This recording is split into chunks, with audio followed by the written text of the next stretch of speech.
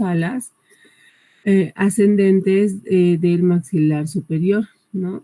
Y que inician al término del hueso frontal y tienen mucha conexión con la parte orbital y con el maxilar inferior en la parte externa. En la parte interna tenemos a la lámina perpendicular del etmoides y el hueso Böhmer, lo vemos aquí, que son parte de las estructuras óseas dentro de la nariz y nos comprometen la parte del tabique nasal. En la parte más caudal,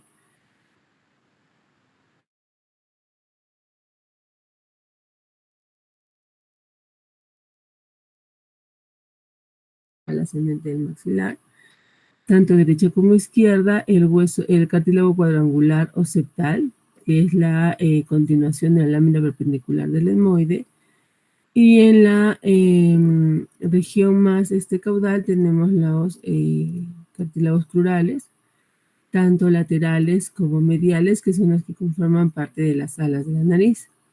Y los huesos y los cartílagos sesamoideos, que son los que se encuentran en el pliegue de entre el cartílago triangular y los cartílagos crurales, que son parte de la válvula nasal, que nos permiten hacer la inspiración y la expiración de la respiración. Y en la parte más lateral tenemos ya una zona más grasa y de piel que comprometen la parte de las alas de nuestra nariz, como lo vemos en esta zona.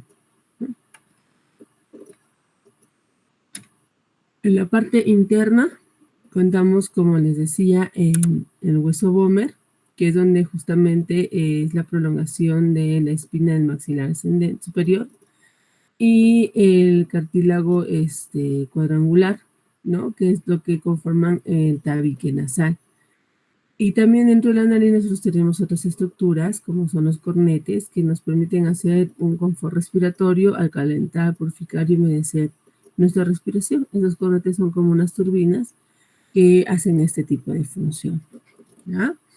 Entonces, cuando nosotros hablamos de fracturas de la nariz, compromete, ¿no?, los huesos propios de la nariz, los cartílagos, que pueden estos luxarse o romperse al momento de una contusión, ¿no? Y parte de la lámina ascendente del maxilar superior. Entonces tenemos así que saber que las fracturas de la nariz comprometen las causas, la tercera causa más común de las contusiones faciales, ya que la nariz es una de las zonas más prominentes de la cara, y estas son muy fáciles de las que se puedan golpear, ¿no? En cuanto al trauma facial, ocupa un 14 o un 50%, generalmente tiene una relación de 2-1 entre varón y mujer, y la edad promedio en las cuales ocurren este tipo de accidentes entre 15 años y 30 años, ¿no? Generalmente es una población joven o adulta joven. Y puede ocurrir a causa de peleas, accidentes, caídas, etcétera, que pueden ocasionar este tipo de daño. Para nosotros entender los tipos de fractura, tenemos que primero saber o entender el impacto que podamos obtener con respecto a las contusiones de nuestra nariz. Y es así como tenemos dos tipos de impacto usualmente, ¿no? Los impactos laterales y los impactos frontales. Los impactos laterales son aquellos impactos en los cuales podemos recibir un golpe en la parte lateral, o sea, podría ser de derecha a izquierda o de izquierda a derecha en nuestra nariz, que esta nos puede ocasionar un tipo de deformidad, puede ser escoliótica, como lo vemos en esta foto, ¿no? Que muy probable este paciente ha tenido un golpe que va de derecha a izquierda, donde ha luxado parte de nuestros huesos propios de la nariz, ¿no? Como lo vemos acá, y ha permitido, o bueno, y le ha producido esta escoliosis, ¿no? Aquí hay una luxación muy probable de los cartílagos en la parte blanda de nuestra nariz y en la parte ósea, ¿no?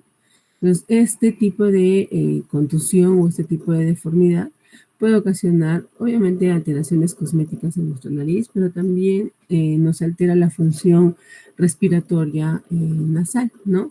Porque al tener este tipo de golpes, estamos comprimiendo una zona importante en nuestra nariz, como es la válvula nasal. Es prácticamente muy probable este paciente, por esta fosa nasal, no está respirando adecuadamente. y por la parte izquierda solamente tiene una respiración muy probable por el piso, porque la parte superior está también comprometida, ¿no? Entonces, este tipo de contusiones generalmente nos ocasionan fracturas de este tipo, ¿no? Fracturas que pueden ser unilaterales, ¿no? Con luxaciones, pero no nos ocasiona fracturas conminutadas como lo hacen las contusiones frontales, ¿ya? A diferencia de las contusiones frontales, que son unas contusiones que vienen de adelante hacia atrás, ¿no? Que nos pueden ocasionar unas fracturas en escalón o las fracturas en silla de montar, como las de borrachito, como les explicaba a algunos chicos en su práctica. Este tipo de contusiones también nos ocasionan algún tipo de hematomas sectales, por eso es importante poderlos determinar cuando hacemos la rinoscopía, ¿ya? En este tipo de fracturas, generalmente la forma de fractura de los huesos propios son fracturas conminutadas, y aquí pueden haber dislocaciones orbitonasales, ¿no? Por eso que en este tipo de contusiones también podemos encontrar esas ojitos en mapache, ¿no? Por la dislocación que encontramos en este tipo de impacto, ¿ya? Y en este tipo de impacto vamos a encontrar este tipo de fracturas, ¿no? Son fracturas conminutadas en las cuales la contusión son de la parte anterior hacia la parte interna de la nariz y nos puede ocasionar este tipo de hundimiento, ¿no? Como lo vemos aquí, bueno, entonces una foto de un paciente en la cual muy probable su contusión pues haya sido reciente, por eso que todavía se ve en hematoma o se ve un aumento de volumen de todo lo que es el dorso nasal, y esto lo que mayormente produce es un hinchamiento de la pirámide nasal, ¿no? A diferencia de las contusiones laterales, que estas producen escoliosis, o sea, una deformidad frontal que vemos en nuestra nariz, ¿ya? Y para poder entender este tipo de fracturas, o para poderlas clasificar y poderlas dar resolución, nosotros tenemos que hacer un diagnóstico adecuado de la misma, ¿no? Para ello tenemos que hacer una buena anamnesis donde podamos identificar los antecedentes del paciente, ¿no? Por ejemplo, en aquellos pacientes, ya sean jóvenes o adultos mayores, que puedan estar con alteraciones eh, de la coagulación, que estas nos van a permitir de repente un aumento, una mayor cantidad de sangrado. Entonces, en este tipo de pacientes, generalmente más que hacerles una reducción de los huesos propios, lo que tendríamos que hacer es controlar el sangrado.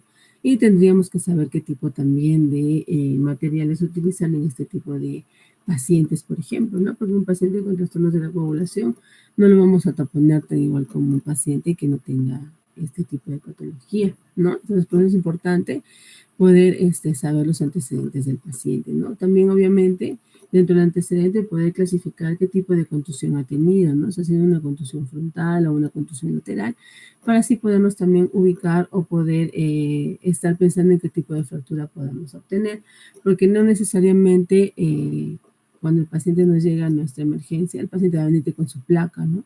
Generalmente el paciente viene con un aumento de volumen, con sangrado, demasiado dolor, y muy alterado por la contusión que le ha ocasionado. Entonces, cuando ustedes estén en su serum, no todos van a tener el privilegio de tener una sola de rayos X, ¿no? Entonces, por eso es importante hacer los antecedentes, la patología y sobre todo la inspección para así poder determinar si estamos frente a una fractura o solamente es un aumento de volumen por contusión, ¿ya? Entonces, en cuanto al examen físico, es importante determinar la infección. ¿Qué es lo que vamos a determinar aquí? Ver las deformidades, ¿no? ¿Qué tipo de deformidad tiene? Para nosotros también podemos orientar qué tipo de contusión ha tenido y para poder saber más o menos frente a qué tipo de fractura estamos, ¿ya? Si tiene algún tipo de heridas en el dorso nasal o dentro de la nariz, ya que, por ejemplo, cuando tenemos algún tipo de contusión, y esta nos viene con laceración, sobre todo en el dorso nasal. Primero, ¿no? ¿Qué es lo que tendríamos que hacer si tiene un paciente con deformidad nasal y sobre todo tiene una herida abierta, ¿no? Que está con sangrado muy activo? Lo primero, obviamente, es curar la herida y luego hacer una sutura de la herida, ¿no? Porque tanto la piel y los músculos en la parte dorsal de la nariz no tenemos mucha grasa, más que todo tenemos más piel, músculo y los huesos. Entonces, es muy probable que los huesos en esta zona puedan estar de repente expuestos, ¿no? Entonces hay que cubrir ese hueso para evitar que ésta se pueda seguir infectando. Si es bien cierto en otro tipo de especialidades, cuando existen fracturas abiertas, no se deberían de cerrar, ¿no? Para evitar justamente las osteomelitis o lo que fuera. Pero nosotros tenemos en cuenta que tenemos un lugar de entrada del aire, que es nuestra fosa nasal. Entonces, esta, asociada a la parte externa que esté abierta, puede ocasionar mayor infección en nuestros huesitos nasales, que son muy delgaditos. Entonces, en este caso sí habría que cerrarlos, obviamente curarlos bien, cerrarlos, esperar 2 o 3 días de que la herida esté ya con un poco de tejido de regeneración para poder hacer una reducción, ya que después de hacer una reducción, el paciente siempre va con una férula externa, entonces esta férula externa va a tapar esta herida. Entonces no vamos a estar muy pendientes de la evolución de esta herida, por eso siempre habría que esperar por lo menos unos 3 días para que esta herida pueda tener por lo menos un tejido ya de regeneración para así poderlo cubrir con nuestro yesito, ¿no? Previo a esto, obviamente, habría que cubrir la herida también con un agente, un antibiótico, ¿no? Una crema como pirocina o una gasa vaselinada como pirocina para así evitar también que pueda haber mayor infección en los ductos nasales, ¿ya? También tenemos que determinar el sangrado, ¿no? Si es un sangrado muy activo, si el sangrado viene solamente por la fosa nasal anterior o nos está yendo a la rinofaringe, ¿no? Para proceder a una epistaxis posterior. Entonces, en este caso, la resolución, más que la resolución de fractura, sería el control de la epistaxis, ¿no? Porque si nosotros dejamos un paciente con sangrado, pero nos ocupamos más a la fractura, el paciente va a seguir sangrando y puede haber alteraciones, hemodinámicas en el paciente que nos van a llevar de repente a una complicación hemodinámica en esta, ¿no? Y la otra parte de la inspección son los ojos, ¿no? Sobre todo por las vías lacrimales, como les explicaba también en algunos pacientes, en unos chicos en la clase. Nosotros en la nariz tenemos el drenaje del conducto nasolacrimal, ¿no? Por eso cuando a veces lloramos siempre tenemos una rinorrea hialina muy poco acuosa en nuestra nariz. Y eso tiene que ver porque tenemos un conducto que drena del ojito a la nariz, que es el conducto nasolacrimal, y que a veces si tenemos algún tipo de contusión muy aparatosa que pueda tener una alteración en el dorso o en la pirámide nasal, puede afectar esta vía también. Entonces esta se puede obstruir y puede haber por reflujo lagrimeo constante en la naricita, ¿no? O una estenosis de la misma, ¿ya?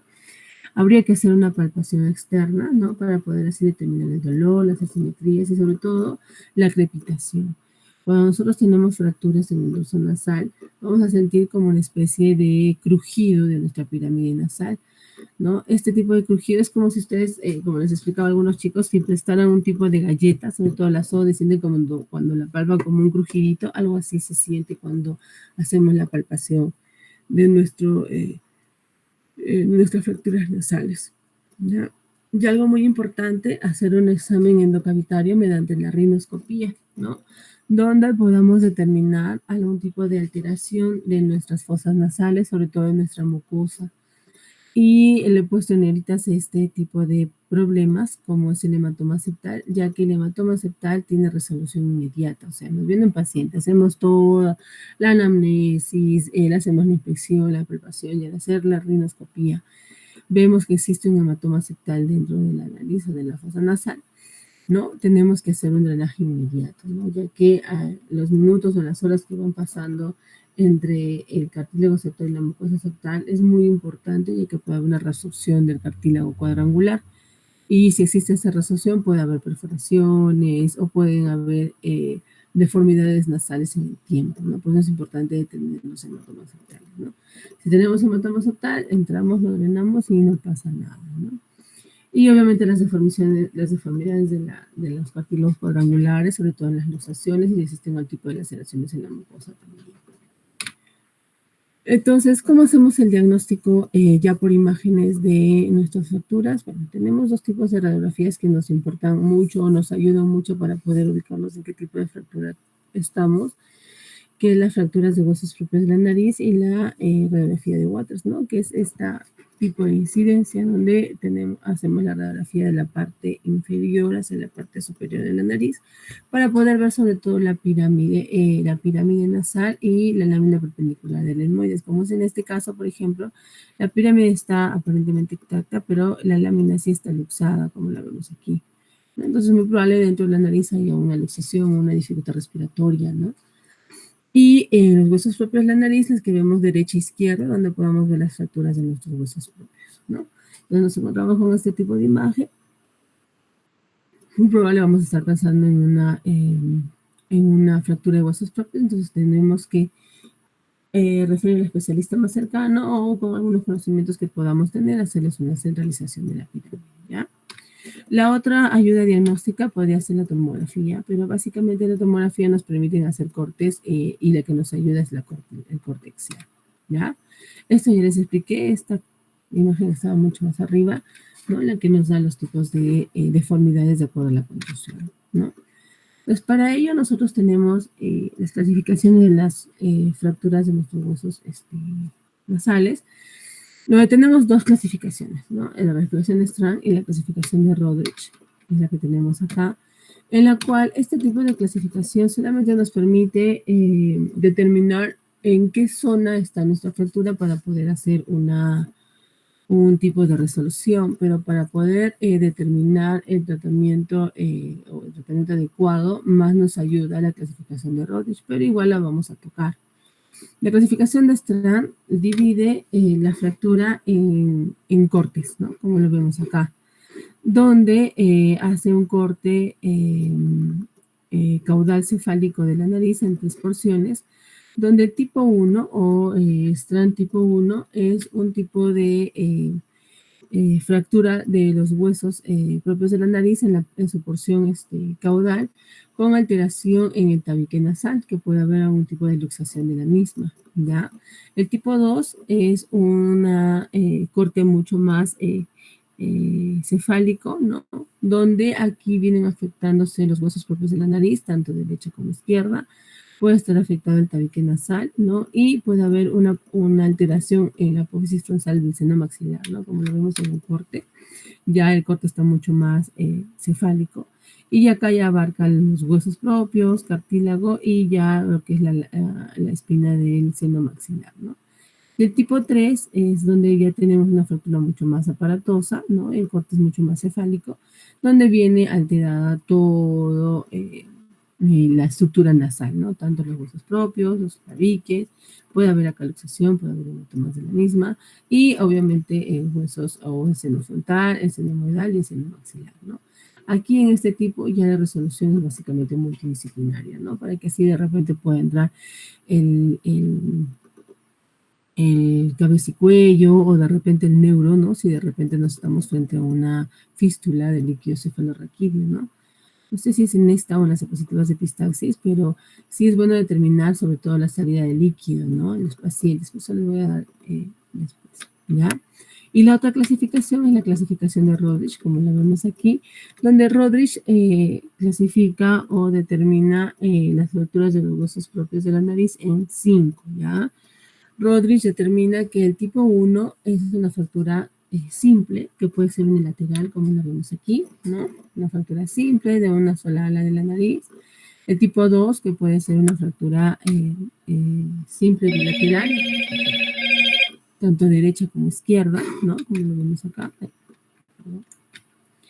Y el tipo 3 es una fractura ya conminutada, ¿no? Donde los huesos están con múltiples fragmentos, donde aquí ya se corta lo que son fracturas simples con fracturas ya complejas, ¿no? La fractura conminutada ya ya está dentro de la clasificación de compleja, ¿ya? Donde podamos tener, como les decía, la fractura conminutada, tanto de lateral, bilateral o frontal, ¿no? Y el tipo 4 ya se considera la fractura compleja, donde exista fracturas, ya sean simples, unilaterales, bilaterales o conminutadas, pero que existan algún tipo de alteración dentro de la fosa nasal, ¿no? Como los hematomas centrales o las laceraciones nasales de la misma, ¿ya? Como les decía, este tipo de patologías dentro de la nariz son patologías de emergencia o de resolución inmediata, ¿ya? Y la tipo 5 ya tan igual como el Strong, que es el tipo 3, la clasifica en las fracturas nasoorbitomodales, donde también aquí la resolución es multidisciplinaria, ¿ya? Y para efectos de resolución, para efectos del examen, esta clasificación es la que usualmente utilizamos, ¿ya? Entonces, ya determinamos nuestra fractura, ya hicimos la anamnesis, ya le pedimos su placa, ya la clasificamos. Entonces, lo que sigue es hacer la resolución de las fracturas, ¿no? Para ello, nosotros tenemos aproximadamente entre 2 al 7º día para hacer este tipo de reducción, porque ustedes saben que a partir del 5º día ya existe tejido de regeneración en nuestras fracturas y puede estar iniciando la formación del callo óseo. Entonces, la movilidad de nuestra pirámide nasal es mucho más difícil si el tiempo es más alejado, ¿no?, de la contusión. Por eso que generalmente tenemos el corte hasta los 7 días, ¿ya? ¿Qué es lo que hacemos? Bueno, lo primero que hacemos es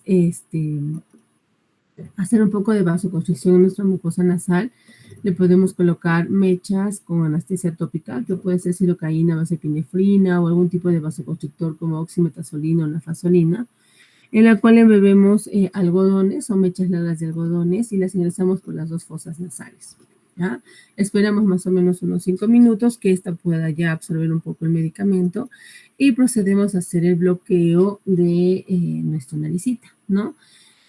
¿Con qué hacemos el bloqueo? Le hacemos con una lidocaína. Bueno, acá dice el 1%, pero nosotros utilizamos lidocaína de 20 miligramos al 2%, la diluimos con 0.5 de epinefrina, ¿ya?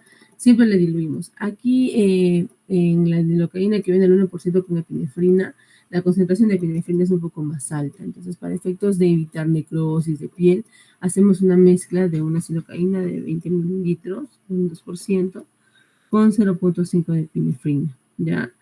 Y este preparado lo inyectamos en los siguientes puntos, ¿no?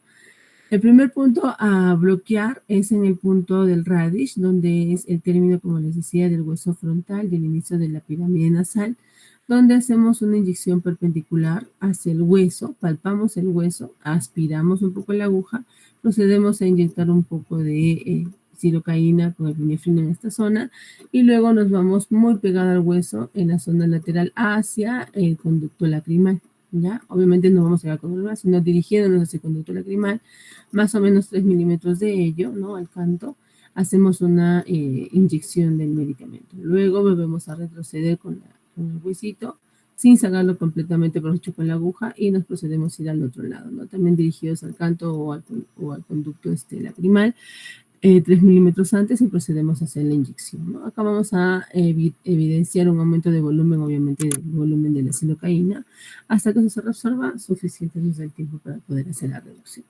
El otro punto de bloqueo es en el hueso infraorbitario, ¿no? Que este agujero, perdón, nos da toda la inervación al dorso de la pirámide nasal. Entonces, este tipo de abordaje la podemos hacer de forma externa o de forma interna, pero si lo hacemos de forma externa, el punto reparo es la línea media cantal con el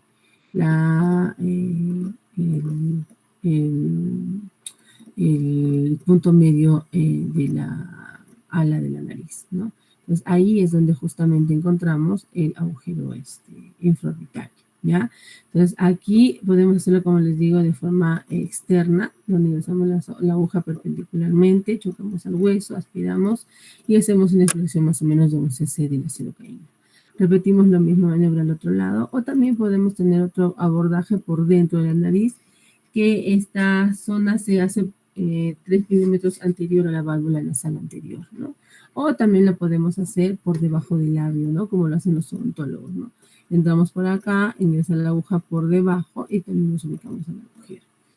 Y de ello también procedemos a hacer la infiltración dentro de las fosas nasales, ¿no?, como lo vemos acá, ¿ya? Cuando hacemos este tipo de bloqueo, prácticamente toda la cara se encuentra bloqueada. Entonces, el dolor es mínimo, ¿no?, y nos permite hacer toda la movilización de la fractura, ¿no?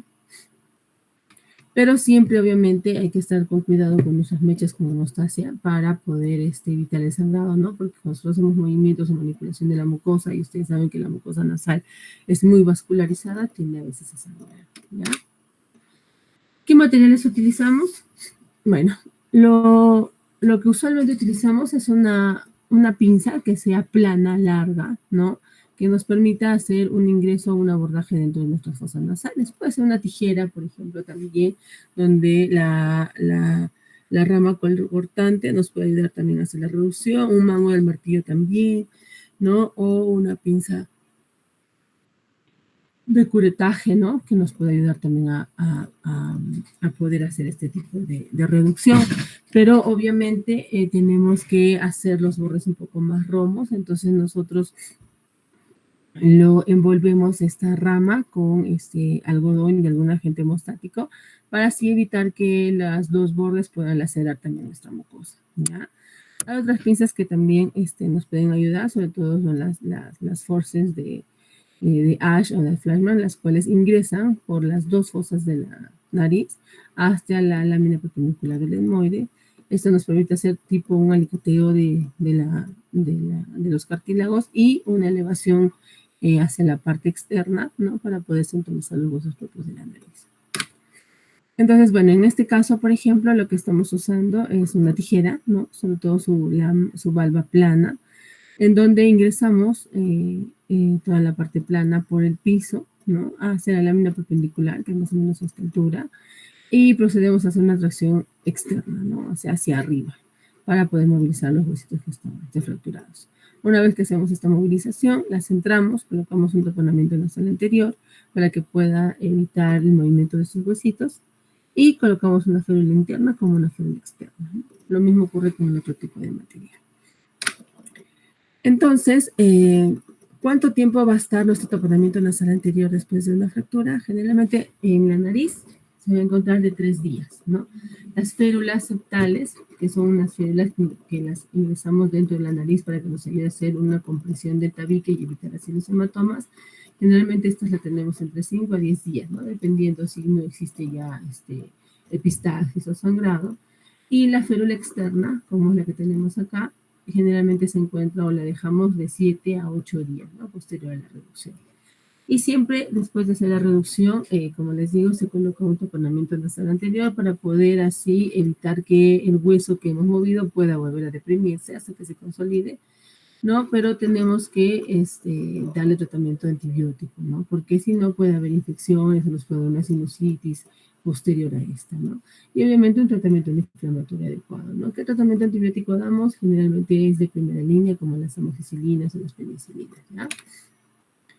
Y bueno, cuando tenemos las fracturas cominutadas, podemos, porque también generalmente la hacemos nosotros percutánea, hacer una reducción abierta, como la vemos aquí, donde hacemos una incisión por 2 milímetros posterior a la válvula nasal, ¿no? Decolamos hasta llegar a la pirámide nasal y poder palpar los huesitos que están rotos y procedemos con una lámina plana recta a poder elevar los huesitos hacia arriba. Posterior a ello colocamos un taponamiento nasal anterior para que esto pueda sostenerse y consolidar de esta forma, ¿no? Colocamos el tapón y colocamos la férula externa en las células nasales y la dejamos hasta 7 días, ¿ya?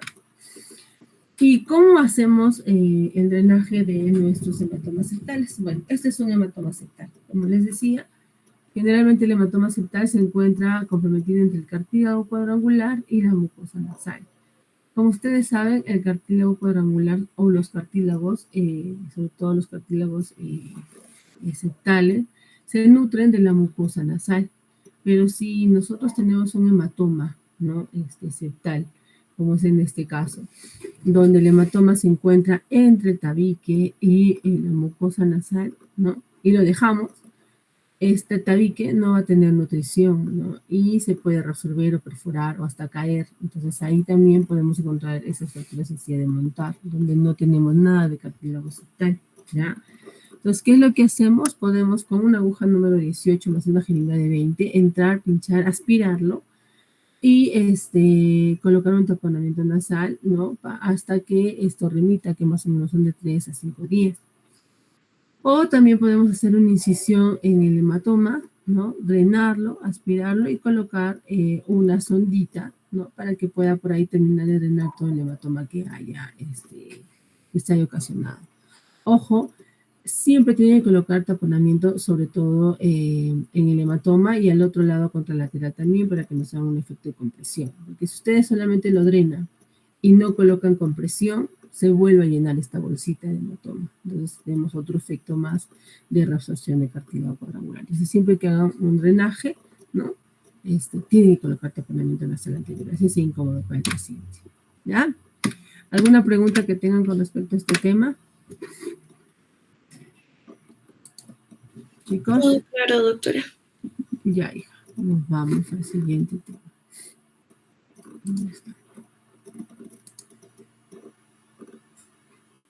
Vamos con rinosinusitis, ¿ya?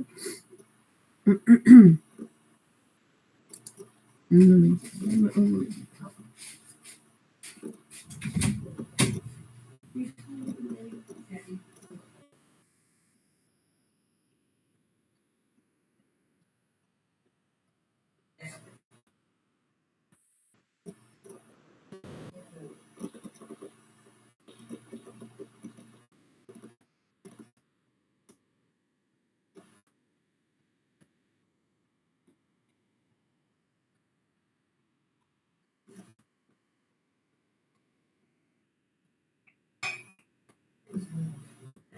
Ya nos vamos nosotros.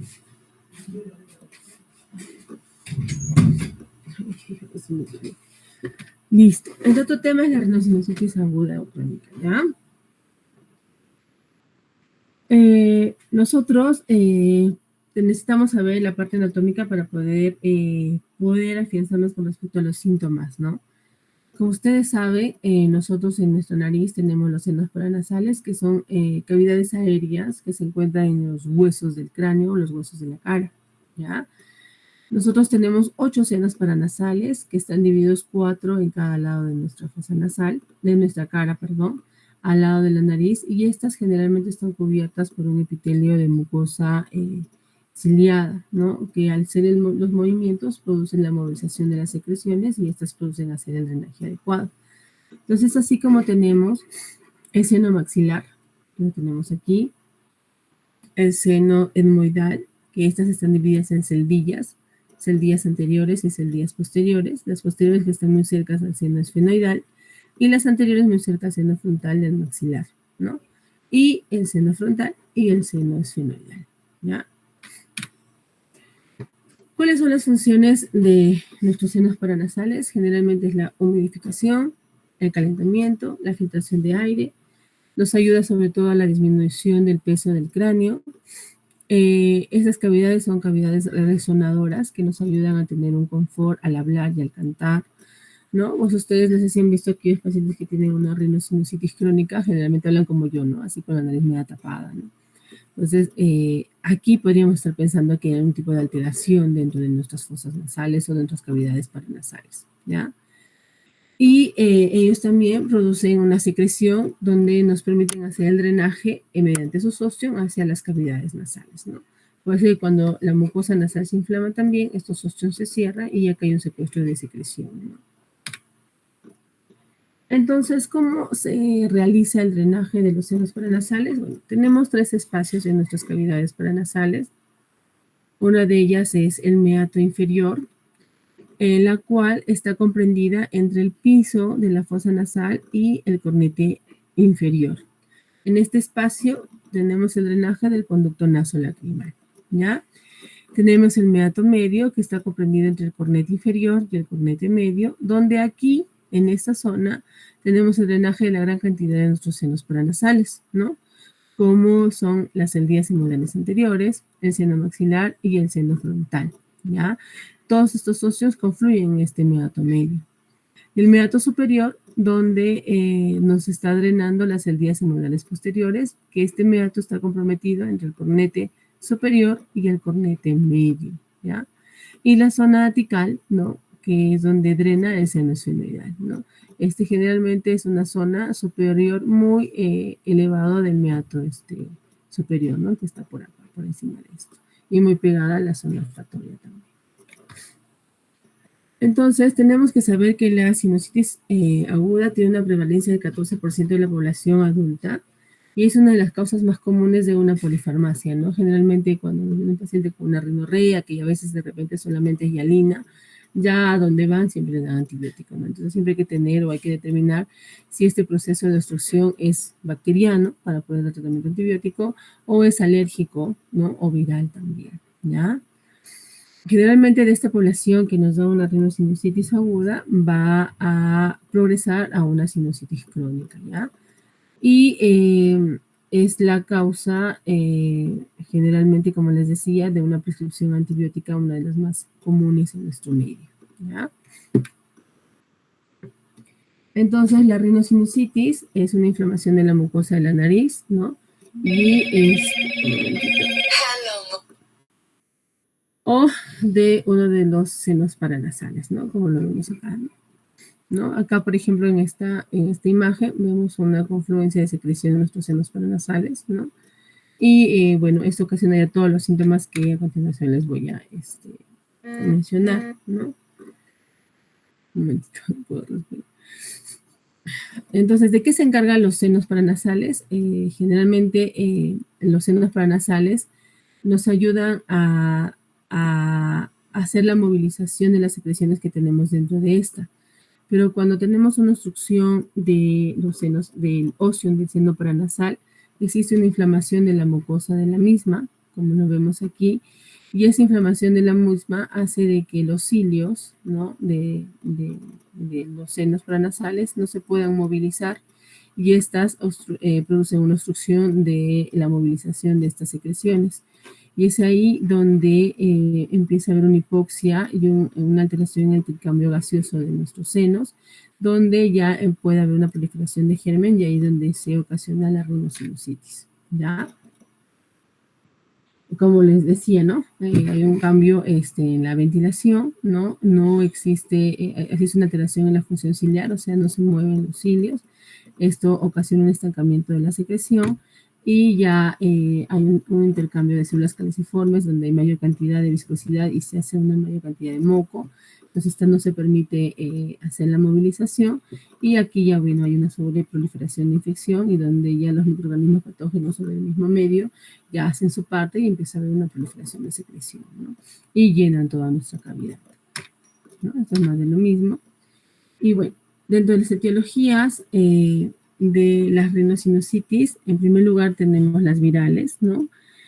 Que están causadas obviamente por el rinovirus, la parainfluenza, la influenza, el adenovirus, que son las causas más frecuentes que tenemos en esta zona. La otra causa son las bacterianas y como les decía, generalmente los gérmenes son los mismos, ¿no? En la nariz, en el oído y en la faringe, ¿ya? En primera cabeza, obviamente, el Streptococcus pneumoniae. Las rinosinusitis nosocomiales, que están causadas generalmente por los Streptococcus aureus o la pseudomonas.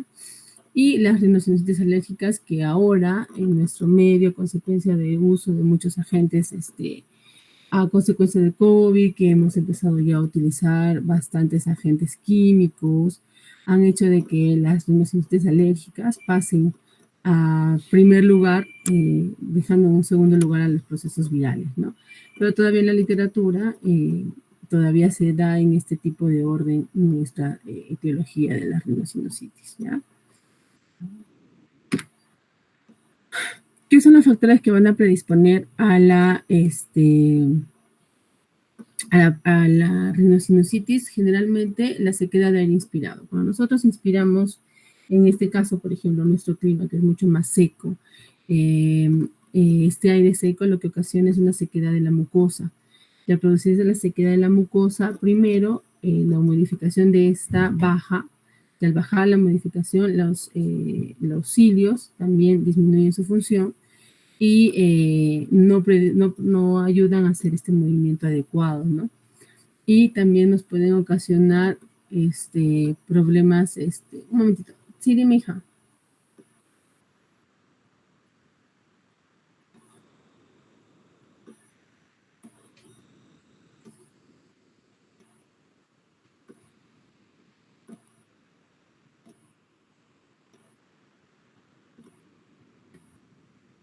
Ya, mamacita, estoy en clase.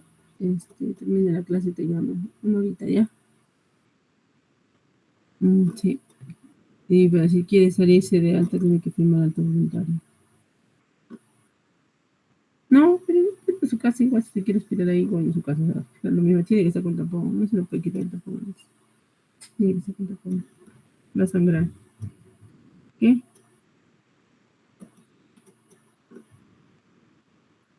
¿Pero por qué negligencia? ¿Qué? Hija, pero es que ese tipo de cirugía es ambulatoria. Por capricho del paciente es que está hospitalizado. Esas cirugías son ambulatorias. Eso debe ser tratado. Debe ser tratado eso. Pero ¿de qué está mal? Está con tapón. Lo que le fastidia es el tapón a todos los pacientes que se operan. Lo fastidioso es el tapón porque no les deja respirar. Pero él tiene que estar con el tapón 3 días. No va a sangrar. Entonces, él debe estar en su casa. O sea, él debe estar en su casa. Si él está hospitalizado no es porque no está en los protocolos hospitalizar a un paciente con este tipo de cirugía. Esta cirugía es ambulatoria. Él se ha quedado hospitalizado porque quiere que lo atiendan en la clínica como si fuera un hotel, pero en la clínica no es un hotel, tampoco un hospital es un hotel. Y que pida su alta voluntaria y que se vaya y que lo facturen hasta el día de hoy. Como tú le digas, esas cirugías son ambulatorias. No, en su casa y no se va a aspirar, tiene que dormir sentado, sino que el paciente es ansioso. Pues él quiere que en la clínica lo atiendan como si estuviera, como no sé, pues o sea, que la enfermera está a su disposición, como dice la otra, 24 horas que tendrá que pagar su enfermera. También a su disposición, la clínica tampoco no va a estar bien a su disposición, menos en el hospital. En ningún lugar a donde vaya, la enfermera va a estar a su costado, al menos que él pague. Por eso, entonces si quiere eso, la medicación se le puede dar ambulatoria y se puede ir. Pero, o sea, tendría que ir a escribir su medicación, ¿no? Que es una medicación ambulatoria. A las 9. No puede ir después de la actividad. Es que estoy ahorita en clases, hijita. Me faltan 2 temas.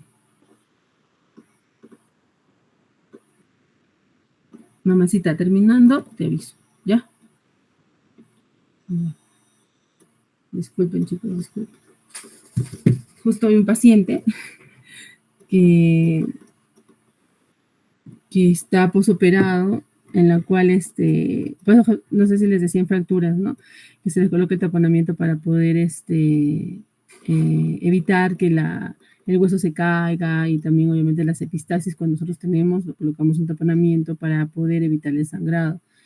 Pero el taponamiento sí o sí tiene que estar dentro de la nariz más o menos 3 días. Porque si ustedes lo sacan antes, pueden venirse en sangre y esa va a ser la complicación de su cirugía o de su epistaxis cuando lo tengan, ¿no? Obviamente, no sé, los que se han operado alguna vez, si han tenido taponamiento, es muy engorroso el taponamiento porque no les permite comer, no les permite deglutir, es muy fastidioso, ¿no? Pero eso es lo que justamente tienen que explicar a sus pacientes cuando los taponen, ¿no? Que van a llevar un taponamiento en la nariz, que esto les va a causar problemas, fastidios, sobre todo para comer, para respirar, porque están totalmente tapados. Pero obviamente hay pacientes que a veces no lo entienden, ¿no? Entonces, pero sí tienen que ser muy estrictos en explicarles esto, ¿no? Que cuando se les coloca tapones, los tapones tienen que estar en la nariz hasta 3 días. Hasta inclusive hay pacientes que no soportan y se lo sacan solos. Se han venido muchos a la emergencia, a veces cuando posoperados que se les coloca el tapón, sobre todo en cornetes, que llegan a la emergencia porque se han quitado sus tapones y vienen sangrado terriblemente, ¿no? Entonces, el tratamiento para ello es volverles a colocar el tapón. O sea, no hay otra solución hasta que el cuerpo haga su propia vasoconstricción y haga una recesión del sangrado, ¿no? Porque en esta zona, en este tipo de pacientes lo que sangra justamente son las mucosas, pues, ¿no? Que la mucosa que está lacerada por el efecto de la cirugía, o por ejemplo cuando operamos cornetes, no sé si lo hicieron en la clase de epistaxis, pero una de las causas más frecuentes de las epistaxis posteriores es una arteria que es la arteria seno-palatina, que es una arteria de mucho calibre y que tiene ramas, inclusive en las terminales, que son también muy grandes, ¿no? Entonces, si esto tú no lo taponas o no controlas el sangrado, el paciente puede tener una alteración hemodinámica en días. Entonces, es importante por eso colocar un buen taponamiento en pacientes con este tipo de cirugías o que tengan un sangrado posterior, ¿ya? Eso no se olvide. Y justo tengo un paciente en la cual se le operaba de cornetes y está con sus tapones, pero el paciente pues quiere quitárselos, pero es imposible, ¿no? Porque se nos va a venir ensangrado. Entonces, por eso siempre que tengan un problema de epistaxis o un problema, por ejemplo, en el caso de fractura, siempre hay que explicar bien que van a ir con un tapón y que ese tapón va a tener que estar en su naricita 3 días mínimo, ¿no? Para así poder evitar el sangrado y evitar complicaciones. Ustedes al tercer día le quitan el tapón y ya no hay sangrado, ¿no? Inclusive, si es que hubiera algún vaso dilatado que está sangrando activamente y ustedes le colocan el tapón al tercer día, lo sacan, el vaso ya no está dilatado. Entonces es mucho más fácil poderlo cauterizar, ¿ya? Entonces eso nos olvida. Entonces sigamos con lo nuestro. Otro de los factores es el tabaquismo, ¿ya? La rinitis alérgica, las malformaciones estructurales de la fosa nasal, que eso también nos puede, sobre todo las lesiones de tabique, nos permiten una obstrucción de los senos, de los ósteos de drenaje, y eso también nos ocasiona alteraciones en el drenaje. En algunos casos el abuso de spray nasal, ¿no? Aquellos pacientes con rinitis alérgicas crónicas que usan spray más de 6 meses continuos, por ejemplo, eso también ayuda a que haya una resequedad de la mucosa nasal, entonces el componente fisiopatológico ya se altera. Situaciones que puedan causar congestión nasal, por ejemplo, o aquellos también pacientes que utilicen muchos gotas anticongestionantes, ¿no? Como la oximetazolina, también ello ocasiona sequedad de la mucosa y también nos ocasiona alguna alteración en la mucosa nasal. Entonces tenemos esta clasificación de la sinusitis aguda, donde esta clasificación está dada por la Sociedad Americana de Otorrinolaringología, donde la sinusitis aguda se determina aquella sintomatología rinosinusal con secreción nasal, que puede ser como mucosa amarilla o verdosa, que se ocasiona o se da dentro de las 4 primeras semanas, donde remite con un tratamiento antibiótico adecuado, con sintomático adecuado. La rhinosinusitis subaguda, ¿no?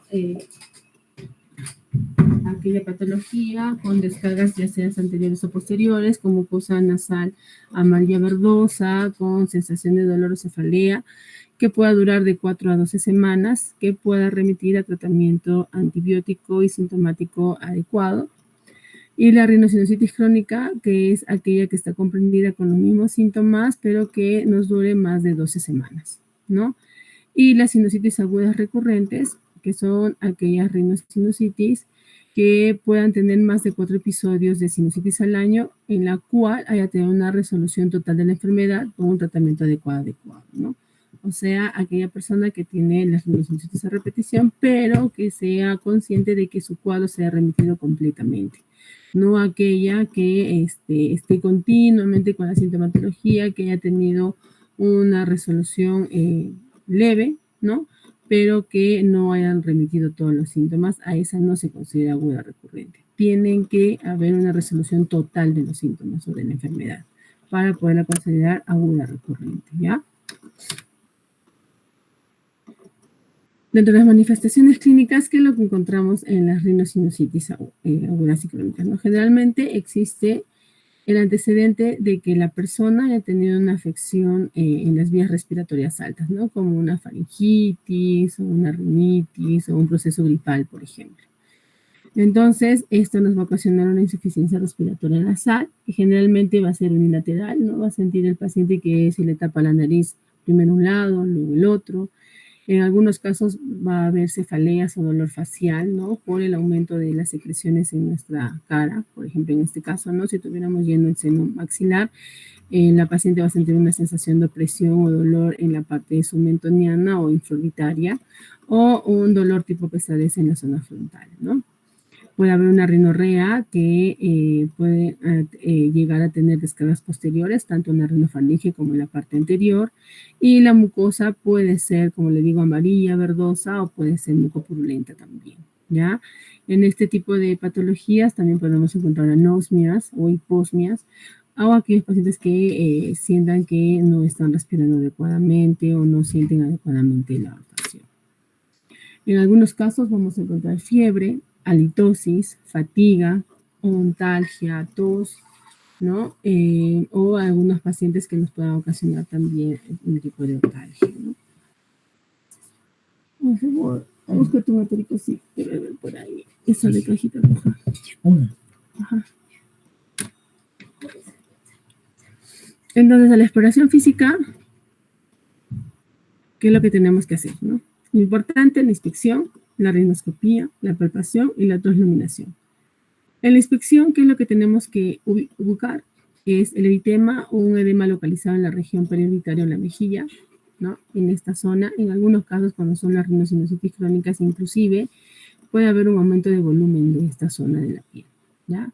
Si hacemos una rinoscopía por dentro de la nariz, vamos a encontrar una descarga mucopurulenta donde en el meato medio. Por eso les decía que es importante ubicar estos espacios. ¿Por qué en el meato medio? Porque ustedes ya saben que es el lugar donde drena la gran cantidad de los senos paranasales, ¿no? El maxilar, el frontal y las encías sinudales anteriores, ¿no? Que son una de las causas más frecuentes de nuestras rinosinusitis, ¿no? Como lo vemos aquí, tenemos el maxilar, el cornete inferior, el cornete medio, y ahí es donde se encuentra la secreción, ¿no? El meato medio. Todo esto es el meato medio. De la palpación, ¿no? Generalmente podemos ocasionar dolor al hacer la palpación en estas zonas puntas dolorosas, ¿no? En esta zona, en la zona globular, ocasiona dolor cuando tenemos afección en el seno frontal o en las encías senoidales, en la zona submentoniana, en el seno maxilar. Y la otra ayuda diagnóstica que nos ayuda es la transluminación, si es que no tenemos una placa, ¿ya? En la cual colocamos una linterna sobre la boca, ¿no? Y prendemos la lucecita. Y vamos a encontrar una opacidad de nuestros senos, ¿no? Como vemos aquí, acá está bien iluminado, pero miren, en esta zona hay una opacidad. Entonces, muy probable este seno está tomado o está con una confluencia sectorial, ¿ya?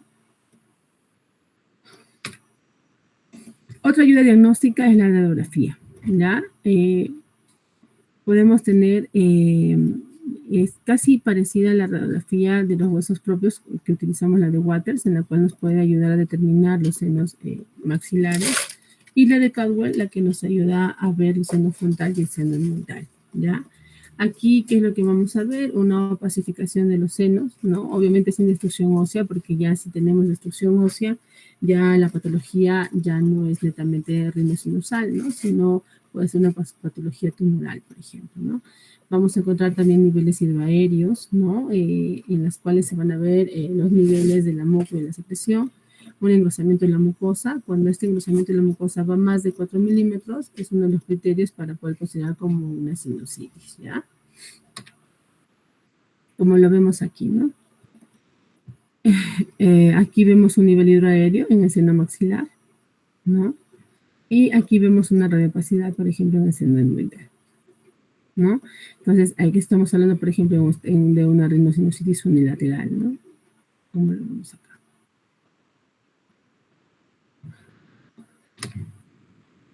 La otra ayuda diagnóstica, y que es mucho más fidedigna y que es nuestro gol estándar para una rinosinusitis, es la tomografía de senos paranasales, ¿ya?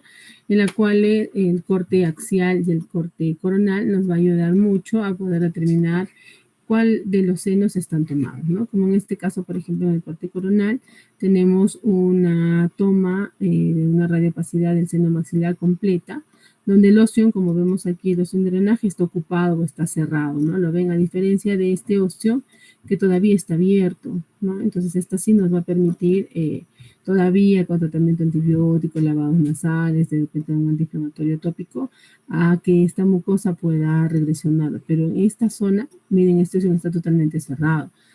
Con el tratamiento antibiótico sí nos puede ayudar, pero yo creo que aquí ya tendríamos que entrar a romper un poco este óseo para que este seno pueda ser drenado, por ejemplo, ¿no? Y aquí vemos claramente el meato medio, ¿no? Como lo vemos aquí, ¿no? Que es donde va a pronunciar, miren, ¿ves? Seno maxilar, seno hemorroidal y parte del seno frontal, en toda esta zona, ¿ya?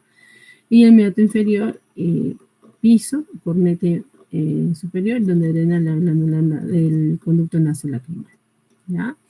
Y este es el corte axial, donde vemos donde está tomada, esta es una hemisinusitis, donde está tomada todas las encías senoidales y parte del seno esfenoidal, como lo vemos acá atrás, ¿no?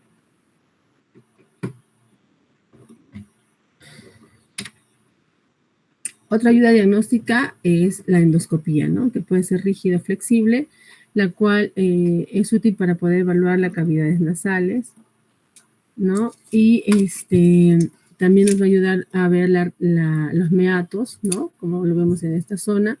Y también este tipo de ayuda diagnóstica nos puede ayudar a hacer un cultivo, a poder extraer un poco de la secreción para poder llevar al cultivo y dar un tratamiento adecuado, ¿no? Para ver qué tipo de germen está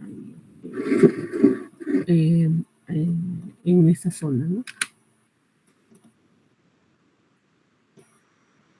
Déjame tomar mi pastillita.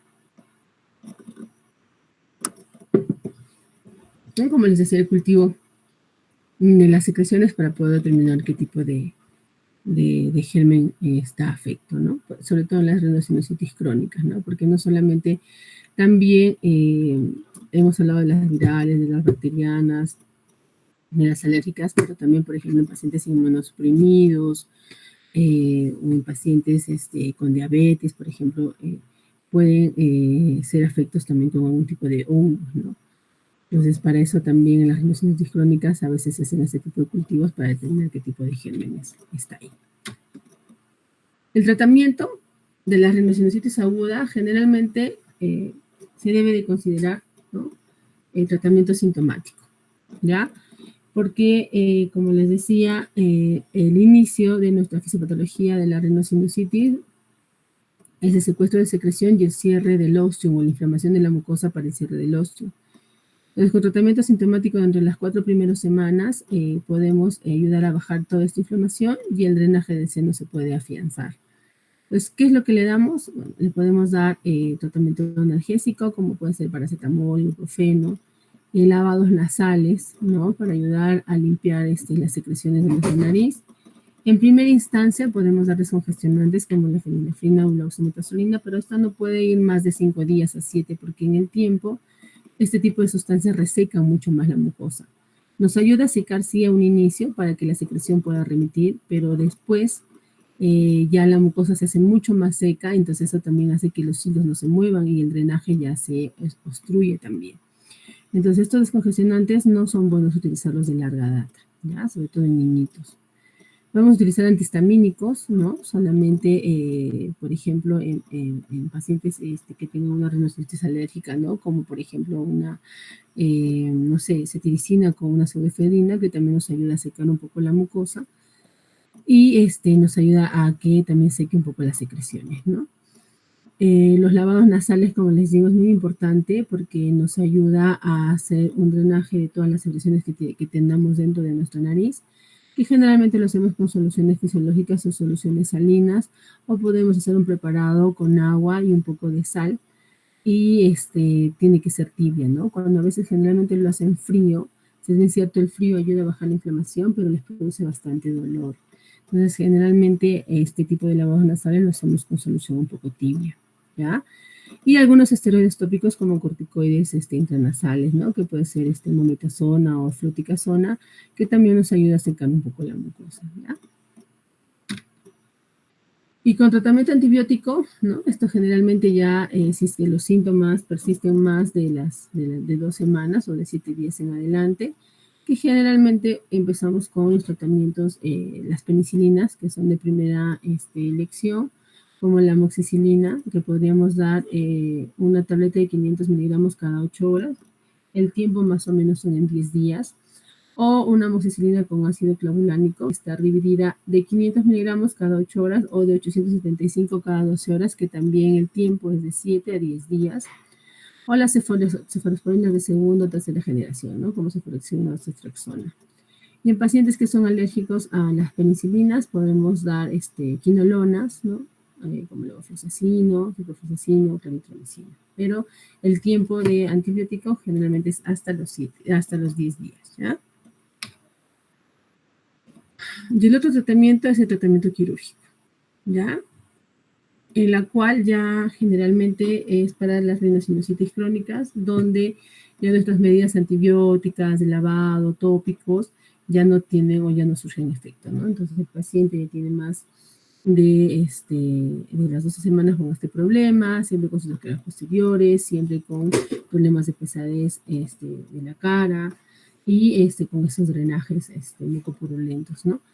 Entonces, Aquí lo hacemos, actualmente lo hacemos mediante cirugía endoscópica sinusal, donde entramos con una camarita y unos endoscopios por la nariz, donde nos permite poder hacer una exploración más profunda de los óseos y de los senos paranasales, ¿no?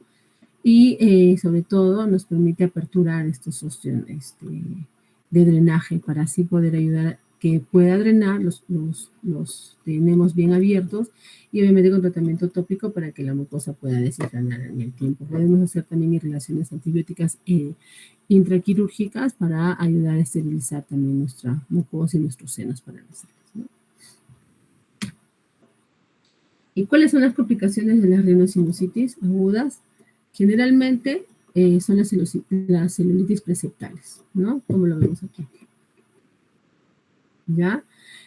Puede haber también celulitis unitarias, las preseptales, las que pueden estar dentro de la nariz, las mucosas inflamadas, o también, como les digo, salen por esta zona. Justo en esto es un drenaje del etmoide, el inicio de frontal y el ostium del seno maxilar. Puede haber abscesos superiósticos y orbitarios, abscesos cerebrales, ¿no? Como lo vemos en esta tomografía. Y una de las complicaciones más frecuentes de la sinusitis son las trombosis del seno cavernoso y del seno lateral, ¿no? Puede haber mastotiditis, puede haber empiemas durales y también en algunos casos hasta meningitis, ¿no? Ya, lo que no sé si el doctor Sarmiento les habrá mencionado en epistaxis, pero sí es muy importante mencionarlos en la parte de fractura, que se me había olvidado. Por ejemplo, les viene un paciente con una fractura de huesos propios o una fractura complicada, ¿no? Conminutada o que ya tenga afecto en los senos, ya sea maxilares, frontales o moidales, y el paciente esté con epistaxis. Y posterior a esto, el paciente, ustedes le colocan su tapón, ya aparentemente carga cesa la epistaxis, pero sigue habiendo una secreción media amarilla, citrina. Podríamos estar pensando en una fístula, ¿no? De líquido. Entonces, ¿cómo determinamos esto? Hacemos el signo del huevo, ¿ya? Es un signo en el cual nosotros le colocamos al paciente una gasa y hacemos chorrear o caer esa secreción o el sangrado. Entonces se va a formar como especie de un huevito, donde la sangre se forma al medio y se hace como un halo medio amarillo citrino alrededor de esta sangrecita. Y este halo generalmente es el líquido cefalorraquídeo. Entonces, aquí, cuando existe este tipo de problemas, es una contraindicación para hacer un taponamiento nasal anterior, porque podemos ocasionar meningitis en estos pacientes. Entonces, cuando vemos esto, o cuando vemos que esta rinorrea no hay alina, ya tenemos que hacer el cierre, ¿no? Y lo hacemos ya con un cierre multidisciplinario, generalmente lo hacemos con el neuro, ¿ya? Y esto es muy importante saberlo en epistaxis. Por eso no sé si en la clase de epistaxis el doctor les ha mencionado esto. Pero sí quería mencionar esa fractura, pero se me había pasado antes de que me olvide, mejor se los menciono, ¿ya? Si viene un paciente con fractura, le hacen el signo del huevo porque hay mucho sangrado y ven que hay esto, estamos en sospecha de salida de líquido cefalorraquídeo, aquí no se tapona, ¿ya? Listo. ¿Alguna pregunta que tengan con respecto a este tema? Claro, doctora. Listo. Nos vamos al último, que son los cuerpos extraños. Este tema es mucho más chiquito. Un ratito. Ya. Este tema es más cortito y de aquí ya les debería solamente el de absceso. Hijo, el de absceso amigdalino y también vamos a hacer el síndrome vestibular o eso lo dejamos para el seminario. Sería para, no sé, sería para el seminario o Ya, el síndrome vestibular lo dejamos para el seminario, porque si no les voy a tener que tomar examen también de síndrome vestibular, y es bastante largo. Y creo que el seminario lo hace la otra torre, que son clases de todo lo que es síndrome vestibular, vértigo paroxístico, Menier, el HINS y todo eso. Ya, entonces solamente les voy a deber el de rinosinusitis, pero igual ya, bueno, para los siguientes ya nos pondremos de acuerdo mejor con esto. ¿Ya? Vamos, entonces, cuerpos extraños en otorrinolaringología. Como ustedes saben, en otorrinolaringología tenemos 3 cavidades, ¿no? Tenemos el oído, la nariz y la faringe, que son cavidades muy fáciles de acceder, que sobre todo en niños tienden a tener este tipo de problemas, ¿no? Entonces se determina como todo cuerpo extraño toda estructura externa, ¿no? O también puede ser interna, bueno, generalmente es externa, que pueda obstruir la luz de nuestras cavidades de la cara, ¿no? Ya sea de la nariz, del oído o de la faringe, cuyos objetos pueden ser animados o inanimados. En este caso, por ejemplo, pueden ser semillas, insectos, minerales o cualquier objeto que puede tener acceso a nuestra luz, ¿ya? ¿Qué es lo que debemos de tener en cuenta cuando estamos frente a un cuerpo extraño? Generalmente ver la forma, ¿ya? Para determinar si nuestro acceso de este cuerpo extraño es fácil de curetearlo, o al poder extraer podemos lacerar alguna parte de la mucosa o del tejido que esté adyacente a esta. La composición, ¿no? Puede ser, por ejemplo, semillas, puede ser animadas, como les decía, puede ser mineral también. La superficie de esta, ¿no? Para poder hacer si lo cureteamos o le hacemos algún tipo de lavado también, ¿no? ¿Y qué materiales utilizamos para hacer este tipo de extracción? Generalmente necesitamos tener una buena luz, ¿no? Por eso que nosotros, no sé si nos ven siempre con esa luz frontal, ¿no? Que nos ayuda primero a tener un acceso adecuado a la luz y también nos ayuda a que nuestras manos estén libres para poder hacer el funcionamiento de ambas y poder hacer un adecuado trabajo también. Necesitamos curetas, ganchos, pinzas, en algunos casos sondas que nos puedan ayudar, por ejemplo, en el caso de la nariz, que a veces no tengamos una buena visualización y en el inmediato medio tenemos un cuerpo extraño que no nos permita accederlo. Podemos colocar una sonda Foley por el piso, muy pequeña, ¿no? Puede ser número 11, y esta la insuflamos y hacemos una tracción anterior y por tracción nos va a permitir también sacar el cuerpo extraño, ¿ya? Eso en la práctica les voy a enseñar. Algún tipo de jeringas y sondas que nos permitan hacer una irrigación también dentro de la nariz. Entonces, es responsabilidad de todos nosotros, si estamos frente a un cuerpo extraño, confirmar si hay presencia o no de cuerpo extraño, ¿no? Porque, por ejemplo, ¿qué es lo que pasa, no? Sobre todo en niños. A veces los niños están en la guardería, en clases, y ellos tienden a hacer muchas manualidades, ¿no? Hacen semillas, tienen sus corrospuntos, sus algodones. Pues estos por curiosidad se meten a veces los cuerpos extraños en nuestras cavidades y nunca lo mencionan o nunca lo dicen.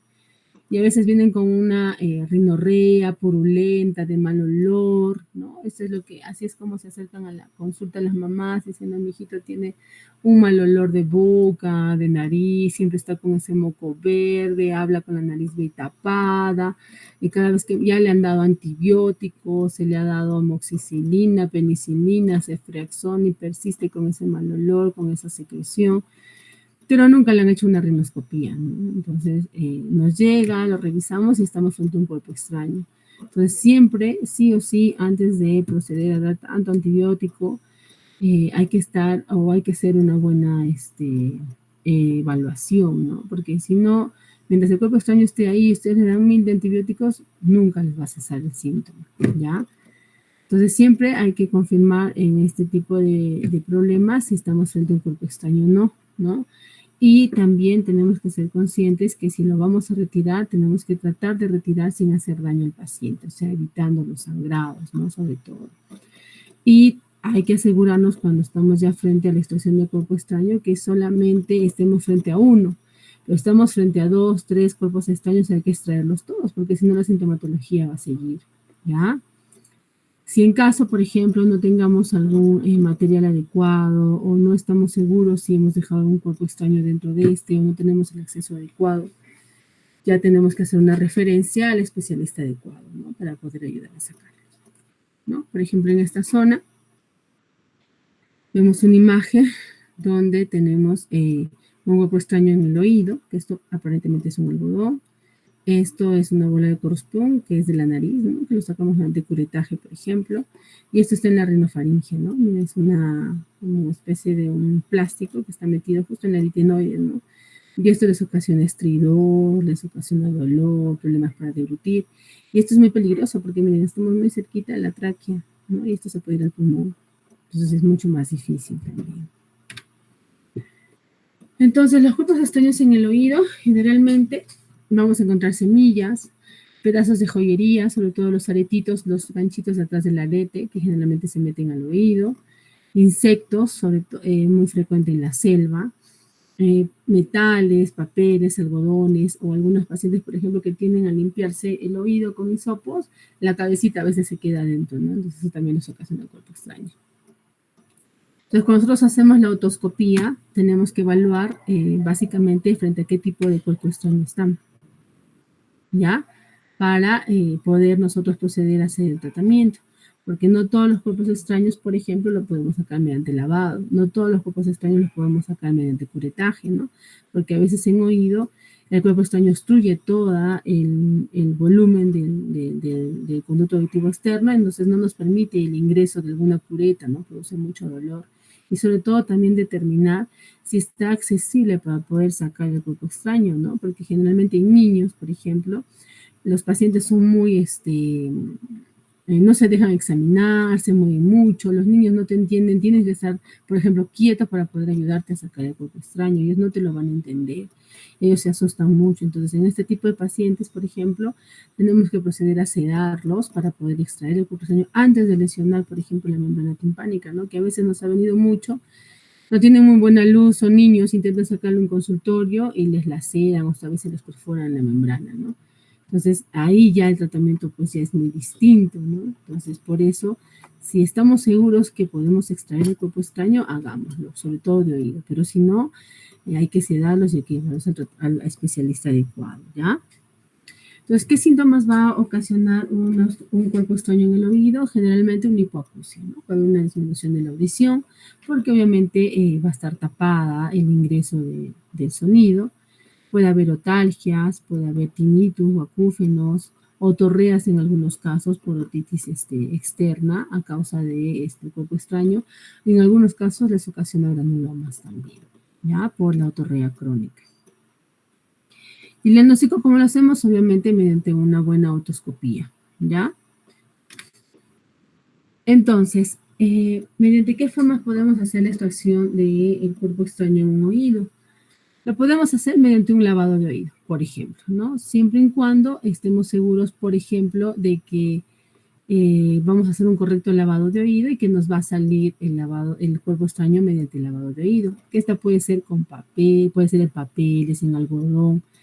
En semillas hay que tener mucho cuidado, ya que cuando las semillas están en el conducto auditivo y ustedes le colocan agua y no estamos seguros que en la primer chorro de agua vaya a salir la semilla y esta se queda, se puede impactar mucho más porque ustedes saben que la semilla con el agua se hidrata y al hidratarse aumenta el volumen y al aumentar de volumen puede impactarse mucho más en el conducto auditivo. Entonces también ahí la extracción ya tendría que ser en sala, teniendo que romper la semilla y todo ello, ¿ya? Entonces, si estamos seguros que vamos a hacer un correcto lavado de oído, procedamos y lo sacamos y es de mucha ayuda hacer este tipo de procedimientos en cuerpo extraño, ¿ya? El otro tipo de extracción es mediante instrumental, pues, ¿no? Que puede ser con curetas, con pinzas, que nos ayude a sacar el cuerpo extraño, ¿no? Por ejemplo, si tenemos algún animalito que haya entrado, ¿no? Que puede ser una polilla, algún insecto, lo primero que tenemos que hacer en este caso es matar. Nunca se atrevan a sacar el insecto directamente y sobre todo cuando esté vivo. Primero, porque lucha, obviamente por su vida y tiende a meterse mucho más y a veces se agarra de la membrana timpánica o hasta a veces del manguito del martillo y al tú jalarlo puedes lacerar este tipo de mucoso, de epitelio. Entonces, lo primero que tienen que hacer es matarlo, ¿ya? ¿Y cómo lo matamos? Podemos agregarle una silocaína, podemos colocarle agua oxigenada también, porque esta al hacer el burbujeo les tapa los poros y se mueren, o también glicerina, ¿ya? Les podemos colocar. Entonces, esto hace de que se obstruyan y se asfixien y se mueran los insectitos. Y después de ello podemos sacarlo mediante extracción, curetaje o un lavado de oído también. ¿Ya? Eso no se olvida. Los cuerpos extraños en la nariz. Bueno, esto generalmente es una patología de niñitos, ¿no? Se encuentra entre 2 a 5 años de edad. Generalmente son los niños que se encuentran en la guardería, pero también algunos pacientes psiquiátricos, ¿no? Que también pueden tener este tipo de problemas, ¿no? En los niños hay que adecuarnos o hay que determinar frente a qué tipo de cuerpo extraño también estamos, ¿no? Para poder así hacerle un curetaje adecuado, ¿ya? Hay que tener en cuenta y hay que ver el tipo de objeto que estamos, ¿no? ¿Por qué? Porque, por ejemplo, si tenemos una pila y las pilas con la secreción tiende a provocar una salida de un óxido que esta produce una perforación y necrosis de la mucosa. Y generalmente, si no lo detectamos a tiempo, ¿no? A veces nos viene al tercer, 4 días, ya toda la mucosa está muy necrosada y ahí a veces hasta hay perforaciones. Entonces hay que tener mucho cuidado, ¿ya? ¿Qué nos puede ocasionar un cuerpo extraño en la nariz? Bueno, obstrucción respiratoria, una rinorrea maloliente, como les decía, puede haber dolor, en algunos casos puede haber epistaxis también, ¿no? Por dilatación de los vasos a consecuencia de la obstrucción. ¿Y cómo lo realizamos el diagnóstico? Bueno, generalmente el diagnóstico lo podemos hacer por rinoscopía, ¿no? O sea, con el rinoscopio poder evaluar todas las fosas nasales. En algunos casos, si tenemos cuerpos densos, como caso de pilas o objetos que sean que tengan un componente cálcico, podemos hacer radiografías o tomografías, ¿no? Para poder ver el cuerpo extraño y la ubicación de la misma. Y el tratamiento, bueno, ¿no? Mediante una buena iluminación, hacer una extracción del cuerpo extraño, ¿no? El tratamiento es netamente la extracción. Antibióticos lavados no nos van a ayudar, hay que extraer el cuerpo extraño, ¿ya? Y bueno, por ejemplo, yo lo que hago en nariz, cuando me viene el cuerpo extraño, les coloco vasoconstrictores, ¿no? Como puede ser una fasolina, la oximetazolina o un poco de epinefrina en bebidas en algodón, y esas las empapo en toda la fosa nasal, y eso ayuda también a hacer una vasoconstricción de la mucosa. Entonces, si la mucosa está hinchada, hace vasoconstricción hasta de los cornetes y nos permite tener una buena visualización. Y esto también ayuda a que el cuerpo extraño también se encuentre un poco más flojo y pueda salir. Y los otros cuerpos extraños, ¿dónde los podemos encontrar? En la orofaringe, o en la faringe o también en la laringe, ¿no? Como lo vimos en la imagen. ¿Qué nos puede ocasionar los cuerpos extraños en esta zona? Bueno, generalmente nos va a colocar una disfagia, nos va a producir una disnea, disfonía, puede haber estridores, tos, cialorrea, sensación de imposibilidad de deglución. Algunos pacientes van a presentar fiebre, ¿no? Enfisema cervical, si es que puede este cuerpo extraño ocasionar algún tipo de perforación, ¿no? O un absceso en la misma. Y la solución es la extracción, ¿no? Que la podemos hacer mediante una nasolaringoscopía o una endoscopía laringea directa, ¿no? Para poder visualizar el cuerpo extraño donde se encuentra. ¿Ya? ¿Qué es lo que vamos a...? Bueno, también en la boca pueden haber cuerpos extraños, sobre todo los huesos, cuando degluten huesos de pescado, a veces esta se impacta o se coloca en los pilares, ¿no? Como lo vemos aquí. ¿Ya? O en la base de la lengua, que eso con una extracción o jalando la lengua hacia la parte de adelante podemos visualizar y podemos con una pinza sacarlo si es que no le ocasionamos arcadas de vómito, ¿no? ¿Qué es lo que podemos hacer ahí? Le colocamos anestésico local con un spraycito para que el paciente pueda suprimir un poco esta sensación y procedemos con una pinza a poderlo extraer. ¿No? La solución es la extracción, pero si por ejemplo estamos en caso de obstrucción o en caso de atragantamiento, ustedes saben que la maniobra de Helmich, ¿no? Es muy importante, ¿no? Para hacer este tipo de desobstrucción. Y siempre la manipulación hay que agregar al paciente analgésicos, antiinflamatorios, porque produce mucho dolor, sobre todo en las faringes.